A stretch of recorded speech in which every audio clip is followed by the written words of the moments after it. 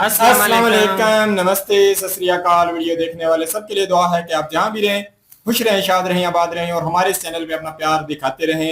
Major गौरवारिया sir की video लेके आए हैं, देखते हैं इस वीडियो के ऊपर हमारा ओपिनियन। अगर आप जानना चाहें तो वीडियो के लास्ट तक बने रहिए। मेरा नाम है नदीम इकबाल जंजुआ, मेरे साथ हैं Mohammad Sameer Khokhar. So guys let's start. Cheers.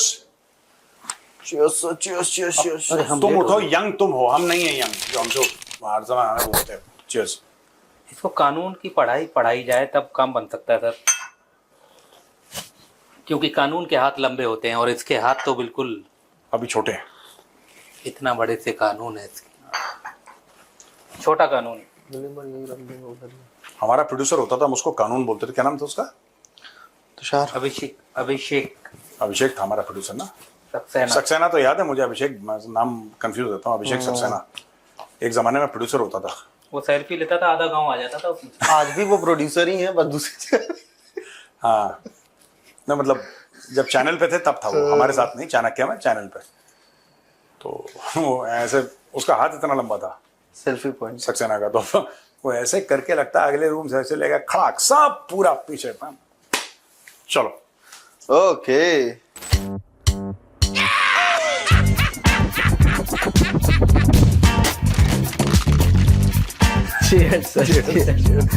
नापाक पलीत लोग हराम में लुटे हुए। सो सर एक वीडियो आई, बहुत तड़कती भड़कती सर। हाँ, कंपैरिजन वीडियो आती है। भाईजान ये देख रहे हैं कहाँ का ऐसी नहीं थी। दो गाड़ियां दिखाई गई सर, दोनों में से दो आर्मी चीफ निकलते हैं सर। एक पाकिस्तान के, एक इंडिया के। इंडिया वाले सर एक सेडान गाड़ी में आते हैं सर, जनरल साहब, और अपना बातचीत करते हैं। वहां आता है एक बड़ा काफिला, बाइक, कार, मर्सिडीज।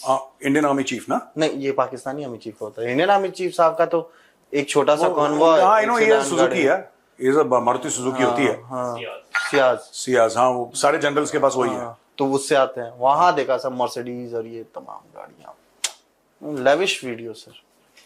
अच्छा, कई पाकिस्तानी बड़े प्राउड भी होते हैं। कुछ लोग तो कहते हैं यार ये गलत है। कई पाकिस्तानी प्राउड होते हैं और कई पाकिस्तानी कहते हैं देखो ये स्टाइल होना चाहिए चीफ का, क्योंकि उनको पाला वैसे गया है ना बचपन से कि एक स्टाइल होता है। आप जनरली देखना, any chief of army staff of the Indian army, any army chief, जबकि हमारी इकोनॉमी पाकिस्तान से कितने गुना बढ़ी है। हम तो गिनना भी छोड़ दिया, और गिनना भी गुनाह लगता है आज की तारीख में ना। It's a shame, it's a crime if we even compare. But बड़े नॉर्मल हैं यार यहाँ पे। मैंने देखा, यू मीट द चीफ यार, कभी किसी general, they very normal in the sense that hello Nipendra, how are you. अच्छा, you will feel that you know he is also giving you respect.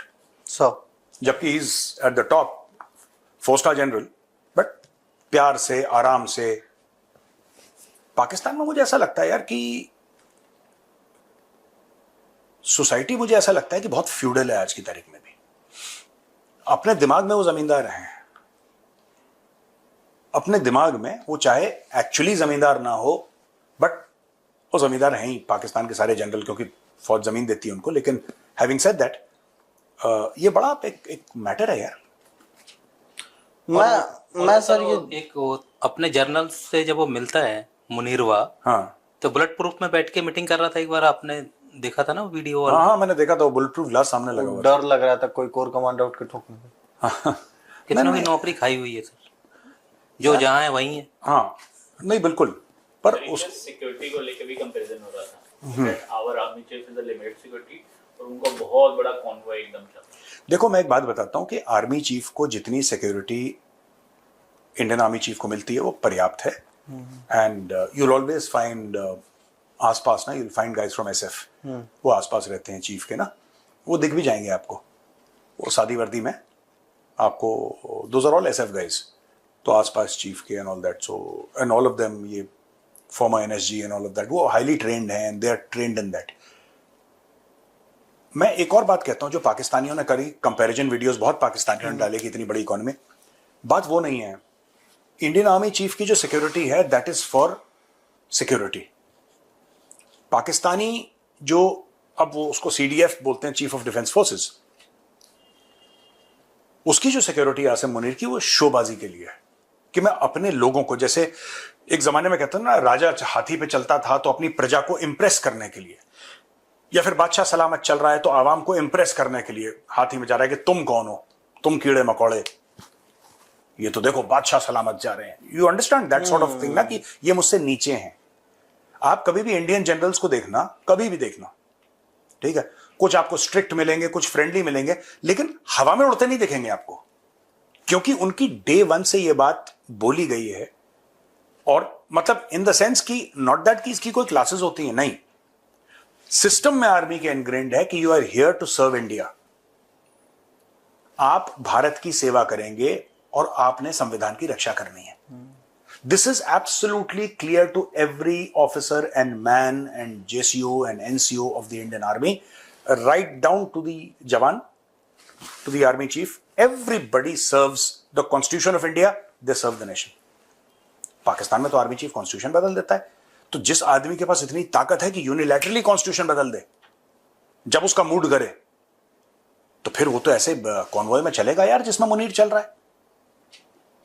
आप देखिए फॉरेन कार्स और ये सब। और एक और चीज मैं बताता हूं, इफेक्टिवनेस ऑफ सिक्योरिटी वगैरह छोड़ दीजिए, बड़े प्राइड की बात है कि हमारे जो आर्मी चीफ हैं वो मारुति सुजुकी उसमें सियाज में चलते हैं। पता है क्यों? हमारे लिए बहुत प्राइड की बात है, हमारी गर्व की बात है। हमारे लिए गर्व की बात इसलिए है because that car is made in India. हमारे जो आर्मी चीफ चलते हैं वो गाड़ी भारत में बनी है, गुड़गांव में बनी है। एक बंदा है सर, अमर अली जान करके। क्या? अमर अली जान, ये कौन है? मेरे को अमर एक अकबर एंथोनी कोई समझ में आया। उनका राजनीतिक कार्यकर्ता है। हाँ, तो वो बोल रहा था सर, एक बारी उसका वीडियो था, अब तो मिल नहीं रहा वो। उसने बोला था कि जो फौजी फाउंडेशन है उसकी जो संपत्ति है वो $6 बिलियन की है। गलत बोल रहा है। ज्यादा है। $6 बिलियन जो इनका कारोबार और जो बिजनेस करते हैं। एक किताब है, एक ऑथर हैं, बड़ी रिस्पेक्टेड ऑथर हैं वो, उनका नाम है आयशा सिद्दीका। उन्होंने किताब लिखी है मिलिट्री इंक, आप देख सकते हैं अपने स्क्रीन पे।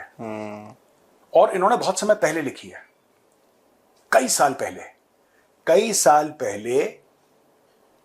$20 अरब की बात की गई है फौजी फाउंडेशन की। ठीक है, ये $20 अरब से कहीं ज्यादा है, कहीं ज्यादा है $20 अरब से पाकिस्तानी फौज की संपत्ति। और पाकिस्तानी बात भी नहीं करते इस पे। अब उनको आदत पड़ गई है तो नहीं बात करते। उनको लगता है यही सही है। सर $20 अरब, एक मिनट, $20 अरब की जो बात है ना, जो हम कहते हैं $20 बिलियन, ये जो फिगर है ये 15-20 साल पुराना है यार, 10-15 साल पुराना फिगर, ये आज का नहीं है। आज तो पता नहीं कितने अरबों में उनकी पहुंच गई।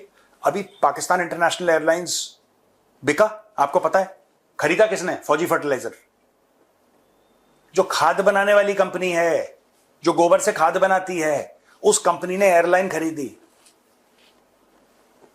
सामने कोई और। अब पाकिस्तान में जो संपत्ति है वो आर्मी की है। फिर देखो, आप अगर आपको अमीर बनना है ना, आपको अगर अमीर बनना है और आपको ताकतवर बनना है, तो आप ऐसी आवाम, आपको जैसे अफीम चाट के सो जाते हैं ना, आपको वैसी ही आवाम चाहिए।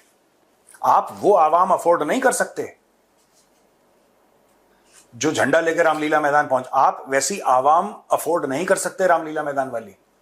आप वैसी आवाम अफोर्ड नहीं कर सकते पाकिस्तान में जंतर मंतर। आप नहीं अफोर्ड कर सकते। और पाकिस्तानियों ने जानबूझ के ये सामने आते हैं, इनको कुचल दिया जाता है। ऐसा नहीं कि पाकिस्तान की जेनजी जो है वो बेवकूफ हैं या पाकिस्तान के लोग बेवकूफ हैं। ठीक, हाँ, उनके जनरल्स बेवकूफ हैं, वो अलग बात है, लेकिन आवाम तो आवाम है। पर जब भी सामने आते हैं, देखा नहीं पीओके में क्या हो रहा है? सीधा छाती पे गोली, ठाक ठाक ठाक। उसके बावजूद लोग आ रहे हैं। So that is the thing that you have to. तो भैया इनका बड़ा कॉम्प्लिकेटेड मामला है। इन्होंने पूरी कौम को करीब 78 साल से ऐसे ही पाल के रखा है। तुम्हारा दुश्मन है हिंदू, हिंदू तुम्हें खा जाएगा। हिंदू से बचाने के लिए तुम्हें एक तगड़ी फौज चाहिए, क्योंकि हिंदू तो तुम्हें खा ही जाएगा। तो तुम्हें हिंदू से बचाने के लिए एक तगड़ी फौज चाहिए। अच्छा, जब तगड़ी फौज चाहिए तो उसके पास अच्छे हथियार भी होने चाहिए, फिर आपको फौज को मोटिवेटेड भी रखना है, फिर जर्नैल का ये स्टाइल होना चाहिए, वो स्टाइल होना चाहिए, क्योंकि हिंदू तुम्हें खा जाएगा। बस फिर बीच में साजिश का एक चूरन उसमें लगा दो, ये तुम्हारे खिलाफ साजिश हो रही है।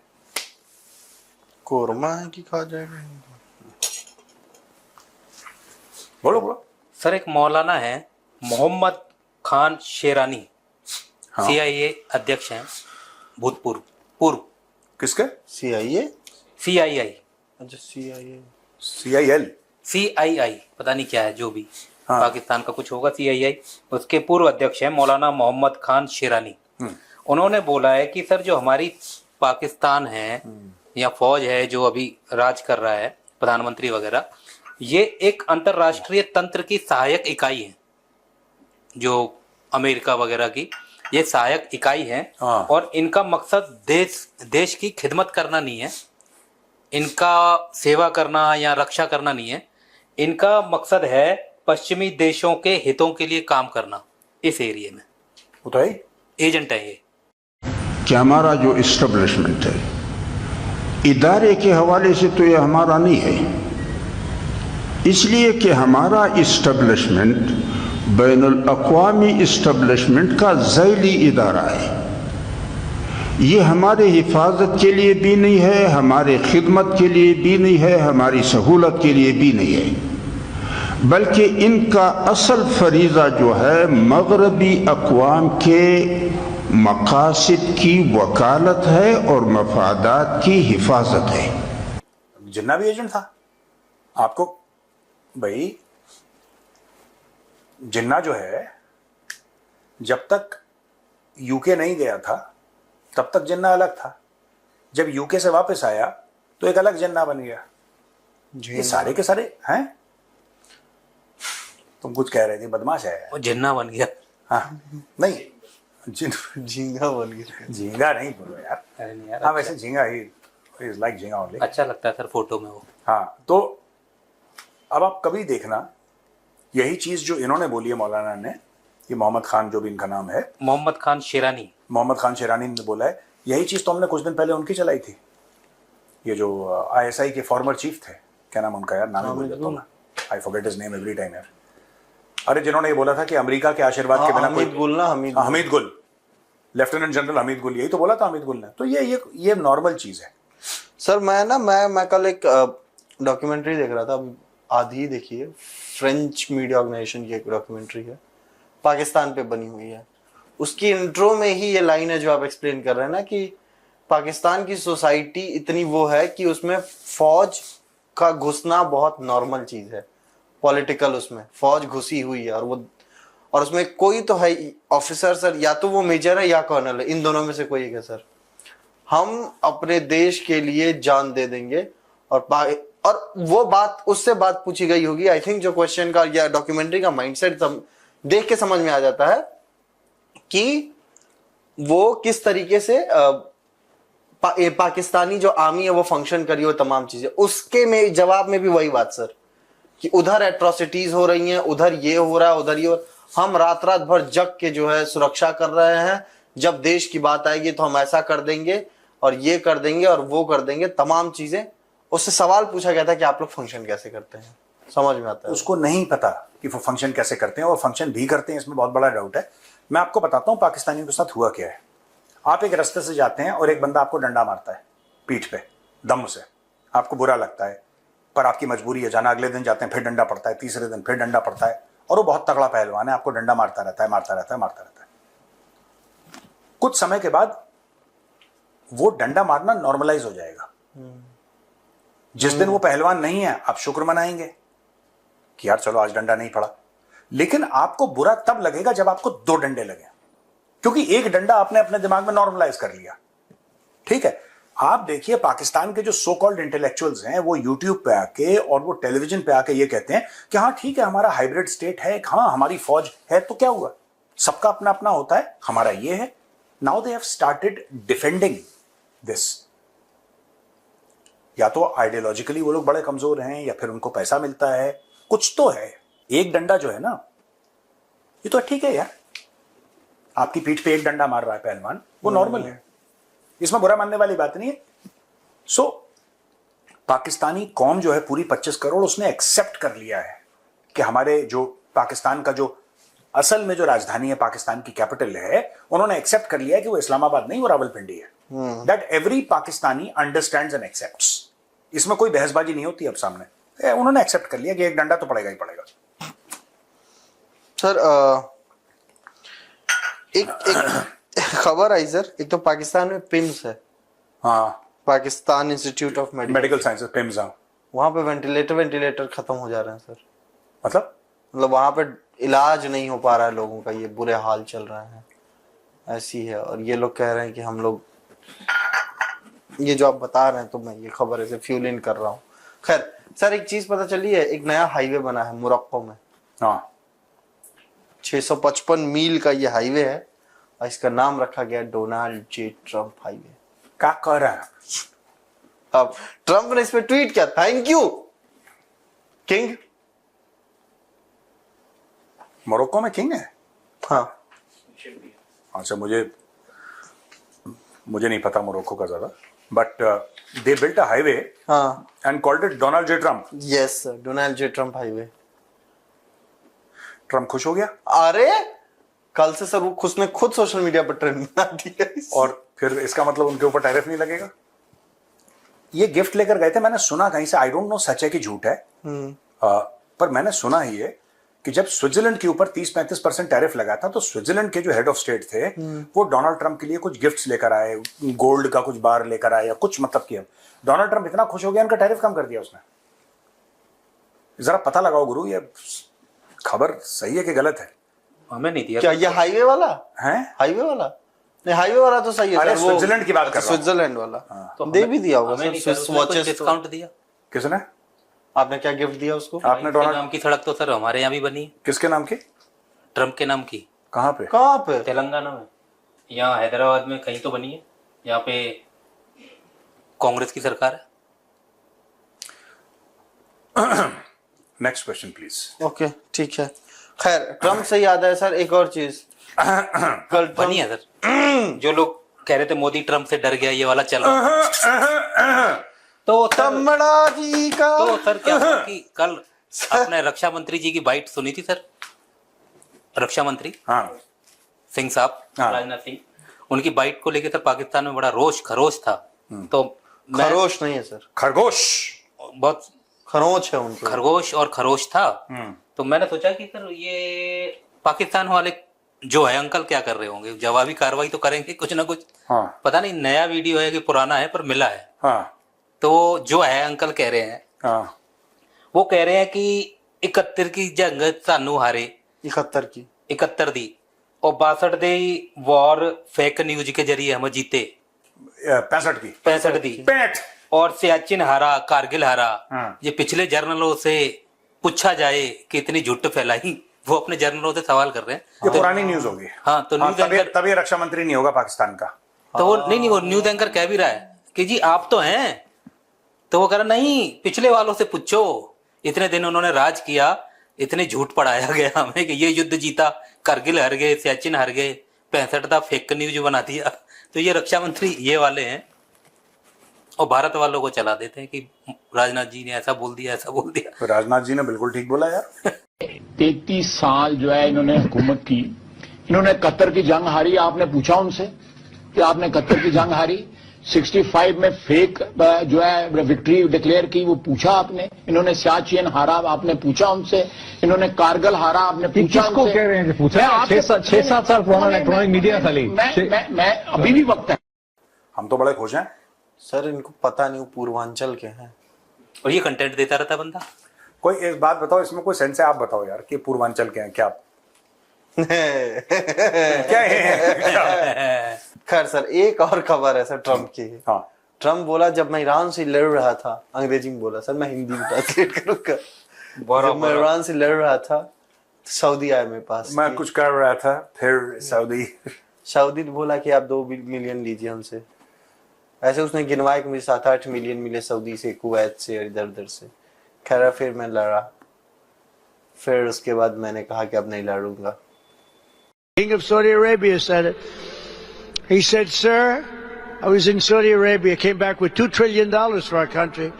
I came back with $2 trillion from Saudi, $2 trillion from Qatar, $2 trillion from UAE, all they're great. उसने मतलब मुझे उतनी ही क्लिप मिली कि बोला सऊदी और कुवैत और तमाम देशों से उसको 2-2 मिलियन या $2-2 बिलियन मिले ये जंग लड़ने के लिए।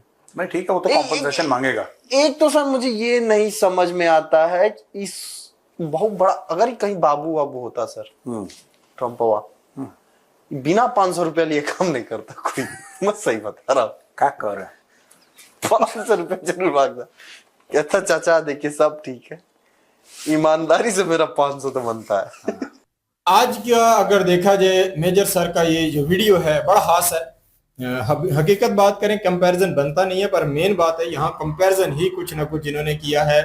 दो जो कह लो के फौज हैं, मिलिट्री हैं, उनकी कह लो के कर्तव्य, उनके काम, उनका किस तरीके का स्टेटस है या उनका कैसा कह लो कि इमेज उन्होंने अपना हाई क्वालिटेड बनाया हुआ, उसके ऊपर इन्होंने बात की है। तो मैं अगर अपने मिलिट्री की बात करूं तो जो इन्होंने बात की है वाकई इसी तरीके से है। हम समीर भाई भी इनके साथ रह के आए हैं और मैं भी कहीं ना कहीं अगर देखूं तो मैंने भी इन्हें बड़ा डीपली देखा है। वाकई यहाँ हमारी अगर अदारे का देखा जाए तो रहन सहन, उठना बैठना वाकई हाई क्वालिटेड है। मतलब अगर कोई बंदा मुझसे पूछे ना कि यार आपकी जो मिलिट्री है इतना हाई क्वालिटेड गाड़ियां, इतना कुछ रखने के बाद फिर कर्जा भी हमें मांगना पड़ता है, ये मतलब क्या है?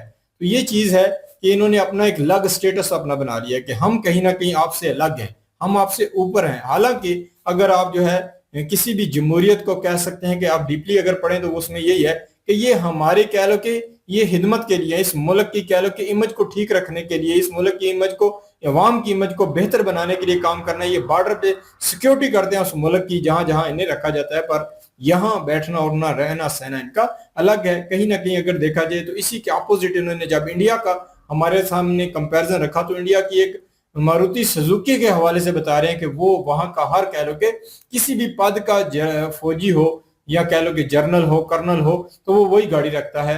तो ये इन्होंने डिफरेंस बताया कि दो जो कौमें हैं एक तरक्की क्यों कर रही है, एक का इमेज दुनिया में सही क्यों हो रहा है, दूसरी का इमेज बुरा क्यों हो रहा है, दोनों में फर्क क्या है। तो हमें भी नजर आता है, हम भी आप समझते हैं, बोलना थोड़ा मुश्किल है, खुल के बोल नहीं सकते। बाकी मेन ये है कि हम गलती को हाईलाइट कर सकते हैं। वाकई इंडिया के जो जर्नल हैं, कर्नल हैं, जो जितने भी कह लो के अदारे के लोग हैं, वाकई अगर उनके बारे में हमें जो है आउट ऑफ कंट्री में बड़े बड़े प्लॉट्स हो गए, आउट ऑफ कंट्री में जजीरे लेने की बात वहां क्यों नहीं होती, हमारे ही लोगों की क्यों आती है? कुछ ना कुछ तो इसके पीछे जो है प्रूफ होंगे, कुछ ना कुछ तो इसके पीछे बात होगी। तो मैं ये समझता हूँ हमारी बदनामी का कारण खुद ही हमारे लोग हैं।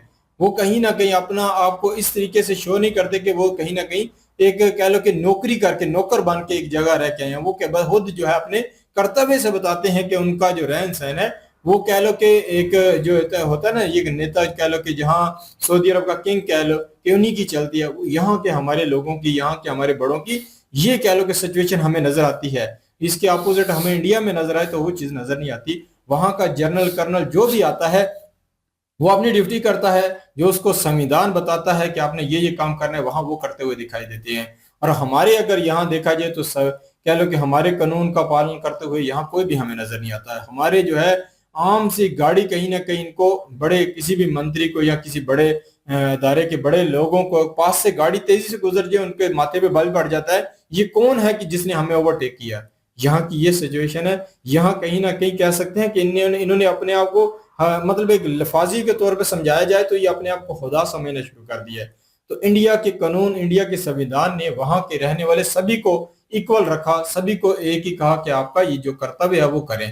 तो यहाँ हमारे जो लोग हैं उनको ये नहीं समझ आई, ना ये है उन्होंने किया है। इसीलिए इन्होंने दो इमेज शो की है कि इंडिया के जब कह लो कि बड़े आए तो उनकी गाड़ी देखे, उनका कह सकते हैं कि जो एक पहनावा था वो नजर आया, वो नॉर्मल था। हमारे जो लोग आए तो हमारी वो गाड़ी, वो रहन सहन वो देखकर कहीं ना कहीं हमें भी शर्मिंदगी होती है कि हमारी इमेज जो है हम अपने ही कह लो कि अमलों से, अपनी हरकतों से जो है वो बदनामी की तरफ लेके जाते हैं। दूसरा इन्होंने कहा कि यहाँ जो बिजनेस कर रहे हैं ये अदारे वाले लोग, कितना इनका बिजनेस, 20 अरब डॉलर बता रहे हैं कि इनका बिजनेस है। तो ये कहीं ना कहीं कहा जाए तो दूसरे हमारे यही है ना कि हमारे आम जो पाकिस्तानी अवाम है वो कहीं ना कहीं इनके जैसी कंपनियां बनाए, क्योंकि जब ये हैं तो ये तो दूसरे को उठने नहीं देंगे। आम बंदे को कैसे मौका मिलेगा कि वो भी अपनी कंपनी की यहाँ खड़ी करे। इसलिए यहाँ के जो लोग हैं आउट ऑफ कंट्री में भागते हैं। यहाँ आप देखेंगे ना, हर बंदा ही बिजनेस के लिए दुबई चला जाएगा, वहां चला जाएगा, दूसरे मुल्क में यूरोप जाके बिजनेस करने के लिए तैयार हो जाएगा, पर पाकिस्तान में बिजनेस खोलने के लिए तैयार नहीं होता। यहाँ की फिर लेबर को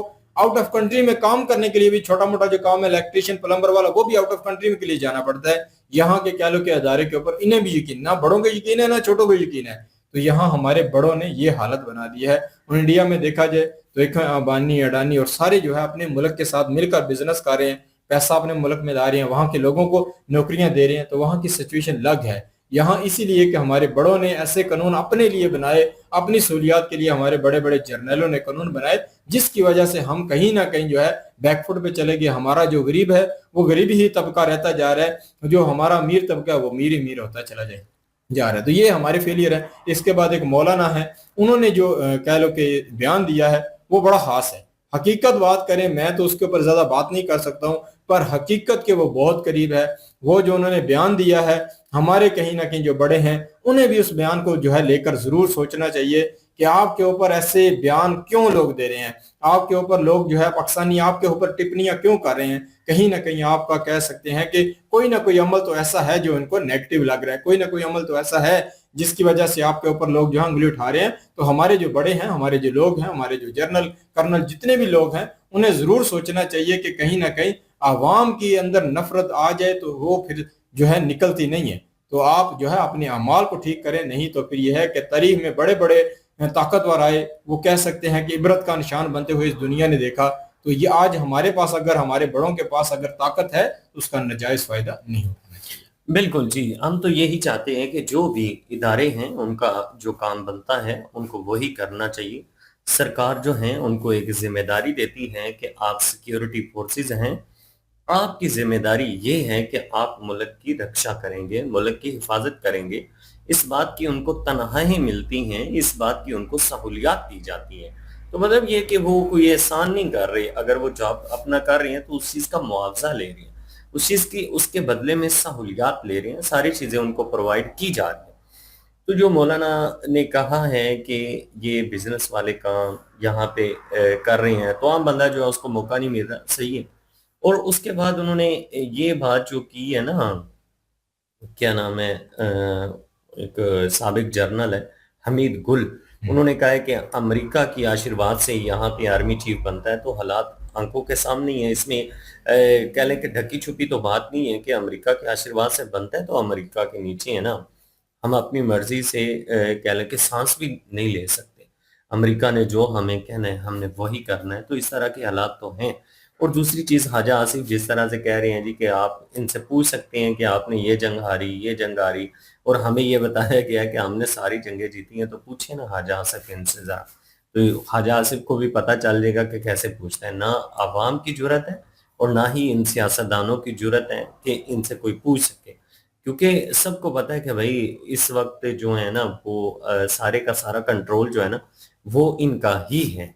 और इस वजह से डेमोक्रेटिक कंट्रीज जो होती हैं उनमें इजाजत होती है, लेकिन यहाँ पे बिल्कुल भी इजाजत नहीं है बोलने की। यहाँ पे आप लोग यही समझ लें कि मैंने कितने लोग बेचारे सुने हैं टिकटॉक के ऊपर वीडियोस बनाते हैं, वो कहते हैं मोहम्मद अली जिन्ना तो कहता था कि आपको आज़ादी मिल गई है, आज के बाद आप एक आज़ाद देश हैं, हम तो गुलाम कौन थे, आज भी गुलाम है और आने वाले टाइम में शायद हमारी नस्लें भी गुलाम ही रहेंगी, हमें तो आज़ादी मिली कोई नहीं है।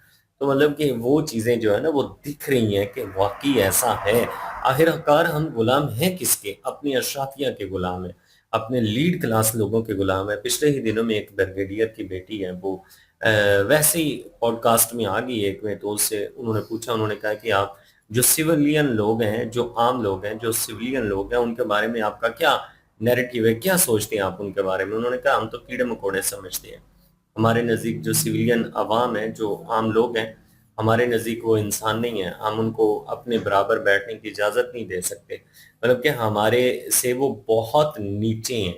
यही समझ लें कि हम उनकी प्रजा हैं और वो हमारे ऊपर जो है वो सरकार है और वो चला रही है निज़ाम। तो ये चीज़ें तो हैं। उनके बच्चे भी भाई बड़ी बड़ी सहूलियात है उनके लिए, आउट ऑफ कंट्रीज में पढ़ते हैं, अपनी उनके बिजनेस हैं, तो किसी किस्म की कोई दिक्कत नहीं है। दिक्कत जब भी होती है ना तो आम आदमी को होती है। अगर कर्ज लेते भी हैं, फर्ज करें IMF से कर्ज लेते हैं तो मुल्क का निजाम चलता है, तो उसका बोझ किसके ऊपर है? उनके ऊपर तो नहीं है, उन्होंने तो टैक्सेस नहीं देने, वो आम बंदे ने देने। तो ये सारी दिक्कत जो है वो आम बंदे के लिए है। तो जब तक इदारे अपना काम नहीं करेंगे, अब इंडिया की आर्मी की ये तारीफ कर रहे हैं, अवाम कर रही है ना, ये अवाम ही है, तो वो इस काबिल है तो वो तारीफ कर रहे हैं। वो कहते हैं कि आर्मी चीफ आता है, कोई बड़ा प्रोटोकॉल नहीं है, देख ले एक गाड़ी है वो भी इंडिया की तैयार करता है, कोई बड़े बड़े बंगले, बड़े बड़े जजीरे नहीं है, नॉर्मल से घर बने हुए, डबल स्टोरी बंगला है, उसी में उसने गुजारा करना है, और वो भी पैसे लोन लेकर आर्मी से, सरकार से, तो वो अपना घर बनाती हैं और वो अपनी पे में से जो उनको तनख्वाह मिलती है उसमें से वो कटौती होती है। तो इस तरह से बनते हैं, मतलब को बहुत ज्यादा हाई क्वालिटी, या कह लें कि उनकी सैलरियां, या कह लें कि करप्शन करने का मौका, वो चीजें वो नहीं कर सकते। अगर वो करे तो वो भी इतनी सारी प्रॉपर्टियों के मालिक बन सकते हैं। बिल्कुल जी, बड़ा अच्छा लगा आज जो है मेजर सर कहीं ना कहीं आज कंपैरिजन जो किया उन्होंने, या जो हकीकत रखी उसके ऊपर मुझे जो है जाती तौर पे कोई इख्तलाफ नहीं है। बात हकीकत है, वो बोल सकते हैं, हम इतना ज्यादा बोल नहीं सकते। बाकी ये है कि देख लें कि आज हम जो है दर बदर भी हैं, आज कभी हम चाइना के अंडर हैं, कभी हम अमेरिका के अंडर हैं, कभी इसके अंडर है, कभी उसके अंडर है। तो यही हालत होती है अगर आप अपने काम, मतलब आपका जो इमेज है उससे बढ़कर, या ना आपका जो कह लो कि एक पद है उससे बढ़कर अगर वो काम करने लगेंगे तो उसके लिए फिर आपको पैसा भी उतना चाहिए। इसी वजह से फिर जो है आपको फिर भीख मांगना, ये कार्य करना पड़ते हैं। तो बाकी मैं ये समझता हूँ कि आज की मेजर सर की वीडियो से मैं इख्तलाफ नहीं करता हूँ, बिल्कुल उन्होंने जो बात की है वो हकीकत है। ये थी आज की वीडियो। इस वीडियो के माध्यम से आप लोगों का क्या कहना है, आप लोग कमेंट सेक्शन में अपनी राय जरूर दीजिएगा, दुआओं में याद रखिएगा। मिलते हैं नेक्स्ट वीडियो में, तब तक के लिए अल्लाह हाफिज़।